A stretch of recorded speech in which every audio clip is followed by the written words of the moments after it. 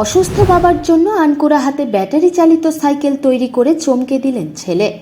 নিজে কলা বিভাগের ছাত্র হলেও ছেলেবেলা থেকেই কারিগরির বিষয়ে দারুণ ঝোঁক ছিল ছেলের। আর ওই কারিগরি বুদ্ধিকে কাজে লাগিয়েই কেল্লাফতে করেছেন প্রতীক পাল।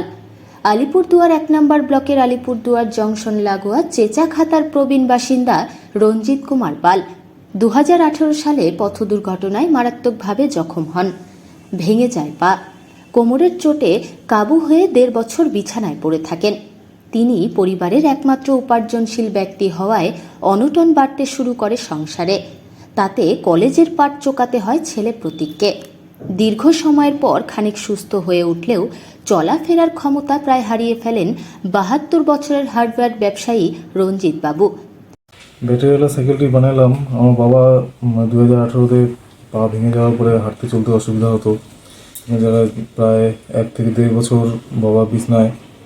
তো তারপরে একটু সুস্থ করে যে না টুকটাক এদিক সেদিক যেতে হয়, বাবাকে খুব দরকারে যেতে হয়, সেই জন্য বড় সাইকেল যেটা আছে সেটা চালাতে খুব অসুবিধা হয়, হাঁটতেও অসুবিধা হয়, কোনো জায়গায় যেতে পারে না।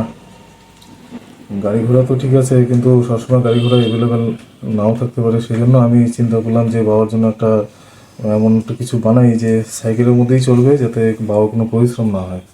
সেই জন্য আমি সাইকেলের ব্যাটারি আর একটি মোটরের ব্যবস্থা করলাম, যেটা স্পিড কন্ট্রোল করা যায়।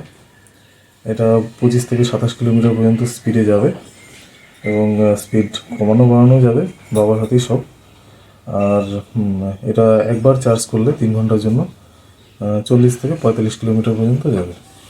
এটা তো একটা মানে একটা টেকনোলজি, যে টেকনোলজিতে পড়াশোনা করেই তারপর আসতে হয়।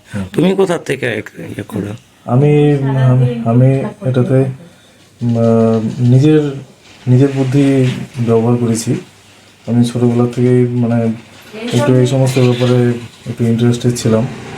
আমি দেখলাম যে এই বুদ্ধি ব্যবহার করে যদি কোনো জিনিস এটা কাজে লাগানো যায়, এই বুদ্ধিটা যদি কোনো কাজে লাগে, তাহলে আমিও উপকৃত হব, সঙ্গে আমার ফ্যামিলি মেম্বারও উপকৃত হবে, বাবাও উপকৃত হবে। সেই জন্য আমি চেষ্টা করলাম, যেটা সাকসেসফুল হলাম এটা বানিয়ে। সব রকম সরঞ্জাম আমি নিজেই সেটিং করেছি এটাতে, আমি এটাতে সফল করেছি। বললাম কাকু তো এখন সাইকেল চালাচ্ছে, কীরকমভাবে চালাচ্ছে, কতটা? বাবা এমনি সাইকেল চালাচ্ছে, কোনো অসুবিধা নেই।